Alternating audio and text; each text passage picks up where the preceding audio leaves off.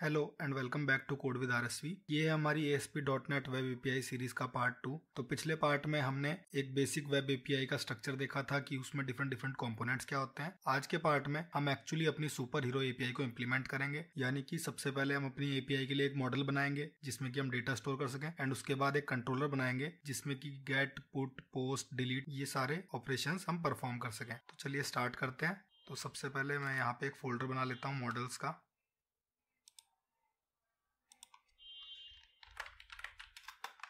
और इसके अंदर हम एक सिंगल अपनी क्लास बनाएंगे सुपर हीरो नाम से, सुपर हीरो। इसके अंदर अब कुछ प्रॉपर्टीज ऐड कर लेते हैं। सबसे बेसिक प्रॉपर्टी आईडी, उसके बाद हीरो का नेम, इसकी डिफॉल्ट वैल्यू भी दे देते हैं हम string.empty। इसके बाद फर्स्ट नेम, लास्ट नेम और एक प्लेस।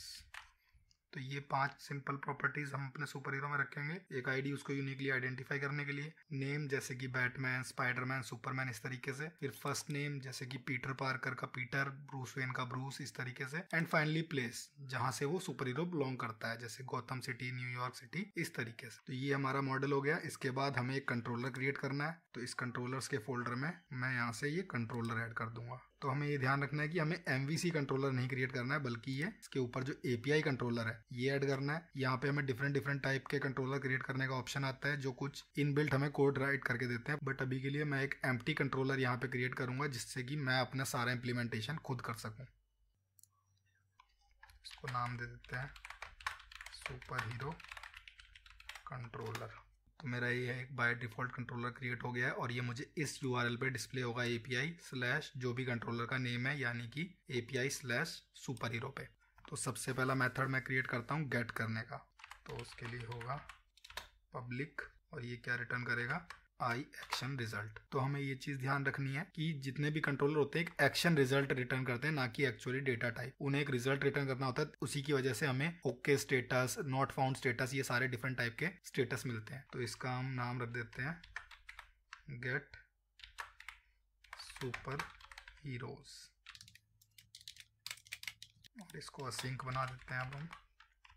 तो उसके लिए असिंक, और ये एक टास्क रिटर्न करेगा।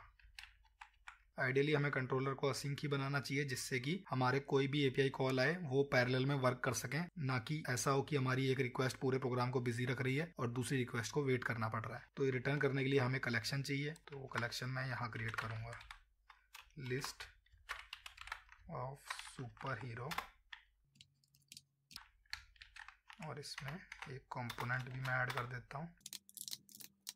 पहला सुपर हीरो जो हम बनाएंगे वो होगा Spiderman.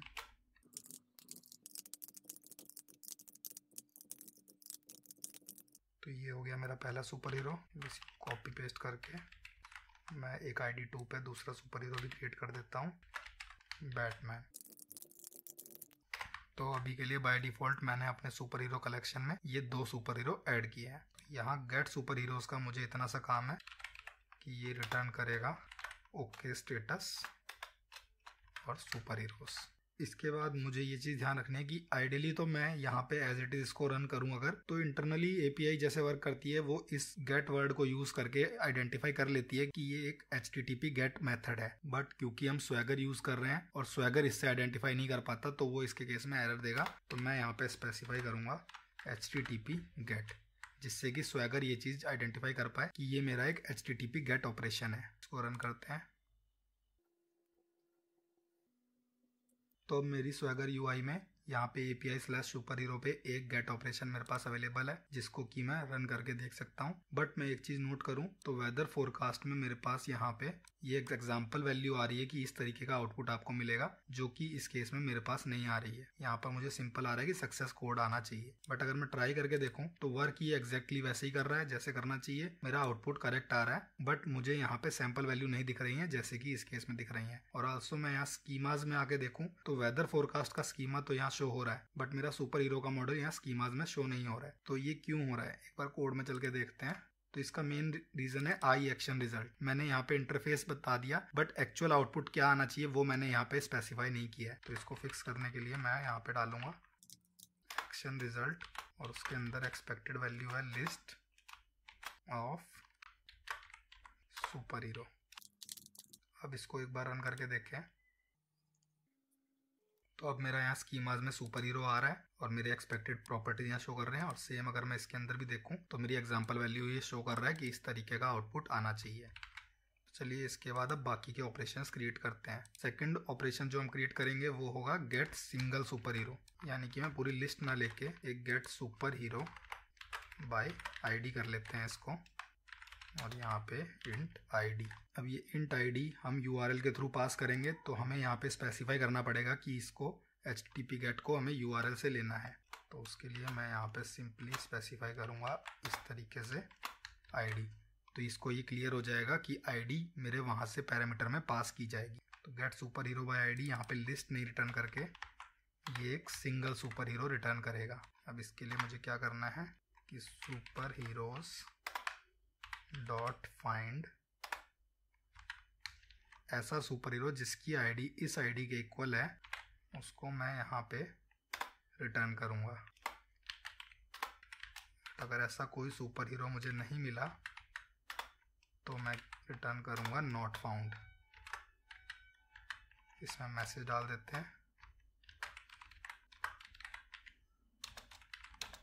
Not found for this ID, और अगर मुझे मिल जाता है तो मुझे ओके सुपर हीरो यहाँ पे रिटर्न कर देना है। अगेन इसको रन करके देखते हैं तो मेरा दूसरा गेट ऑपरेशन यहाँ पे आ गया। इसको ट्राई करके देखते हैं। 1 तो मेरे पास पीटर पार्कर स्पाइडरमैन आ गया, 2 बैटमैन आ गया, एंड 3 तो मेरे पास यहाँ पे रिस्पॉन्स कोड 404 आ गया, super hero not found for this ID. तो ये मेरा ऑपरेशन भी एज एक्सपेक्टेड वर्क कर रहा है। तो ये हो गए मेरे दोनों गेट ऑपरेशंस। इसके बाद नेक्स्ट ऑपरेशन आता है एक नया सुपर हीरो ऐड करना, तो वो होता है HTTP पोस्ट।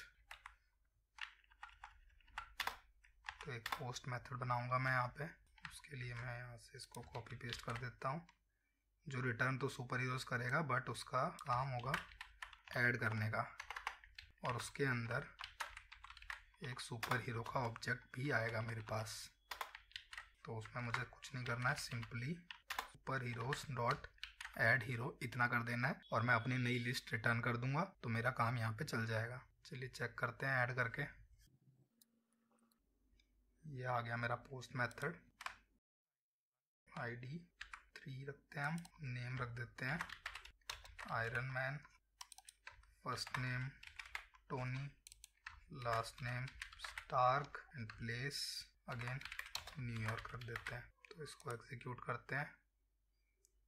मेरा रिस्पॉन्स कोड 200 है और अब यहाँ पे 2 की जगह 3 सुपर हीरो मेरे पास आते हैं। तो अब मैं गेट में जाके चेक करता हूँ कि एक्चुअली मेरा ये सुपर हीरो ऐड हुआ कि नहीं हुआ। तो अगर मैं यहाँ पे गेट ट्राई करूँ तो मेरे पास यहाँ पे सिर्फ 2 ही रिजल्ट आ रहे हैं। तो ऐसा क्यों हो रहा है? तो इसका रीज़न ये है कि मेरी जो ये लिस्ट है ये एक स्टैटिक लिस्ट नहीं है, तो सुपर हीरो कंट्रोलर के हर इंस्टेंस के लिए नहीं होगी। तो जब भी कोई सेपरेट रिक्वेस्ट आती है, सुपर हीरो कंट्रोलर का नया इंस्टेंस बनता है, तो सुपर हीरोज लिस्ट भी नहीं बनती है। तो इसके लिए मैं इसको प्राइवेट स्टैटिक कर दूंगा। तो ये स्टैटिक लिस्ट होने से अब मैं जो भी कुछ इसमें पोस्ट से ऐड करूंगा वो मुझे गेट में भी मिल जाएगा। तो अगेन मैं पोस्ट में जाता हूँ, इसको एग्जीक्यूट किया, यहाँ पे मेरा ये ऐड होके आ गया है। वापस में जाता हूँ गेट में, इसको एग्जीक्यूट किया और अब मेरा यहाँ पे भी ऐड हो चुका है। तो मेरा पोस्ट मेथड भी एज एक्सपेक्टेड वर्क कर रहा है। एक नया हीरो मैं अपनी लिस्ट में ऐड कर पा रहा हूँ। तो इसके बाद नेक्स्ट ऑपरेशन होता है पुट, HTTP पुट टाइप का। तो उसके लिए मैं इसको कॉपी कर लेता हूँ और यहाँ पे मैं पुट क्रिएट करूँगा और इसका नाम होगा अपडेट सुपर हीरो। तो इसमें मुझे एक आईडी देनी होगी जिस सुपर हीरो को अपडेट किया जा रहा है, और दूसरा होगा सुपर हीरो जो मैं नई वैल्यूज़ भेज रहा हूँ, न्यू हीरो। सबसे पहले मैं करंट सुपर हीरो को फाइंड कर लूँगा इस आईडी पे, अगर नहीं मिला तो नॉट फाउंड। उसके बाद अगर मेरा यहाँ से रिटर्न नहीं हुआ है तो मैं अपडेट करूँगा अपने सुपर हीरो को, super hero dot name equal to new hero dot name, super hero dot first name equal to new hero dot first name, super hero dot last name equal to new hero dot last name, और super hero dot place equal to new hero dot place. तो चारों जो main properties हैं वो मैंने इसकी change कर दी है। इसके बाद इस केस में भी मुझे एक लिस्ट रिटर्न करनी है और यहाँ से मैं सुपर हीरोज़ की लिस्ट रिटर्न कर दूंगा। ये हो गया मेरा पुट मेथड। इसके बाद इसको टेस्ट करने से पहले हम डिलीट भी इम्प्लीमेंट कर ही लेते हैं, तो वो भी काफ़ी सिमिलर होगा इससे।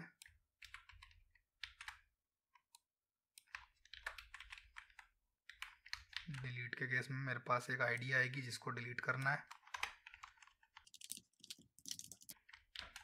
तो ये हो गया डिलीट सुपर हीरो। इसमें भी मैं लिस्ट रिटर्न कर दूंगा जो मेरी करंट बची हुई सुपर हीरोज़ की लिस्ट होगी। सुपर हीरो मैंने फाइंड किया, नहीं मिला तो नॉट फाउंड, और अगर मिल गया तो उस केस में इस लिस्ट से मुझे इसको रिमूव कर देना है। तो ये हो गया डिलीट सुपर हीरो। चलिए अब रन करके अपने फाइनल 2 ऑपरेशंस भी टेस्ट कर लेते हैं। ओके, तो गेट सबसे पहले, ठीक है, मेरे दोनों सुपर हीरोज़ की डिटेल मेरे पास आ रही है। इसके बाद पुट को टेस्ट करते हैं।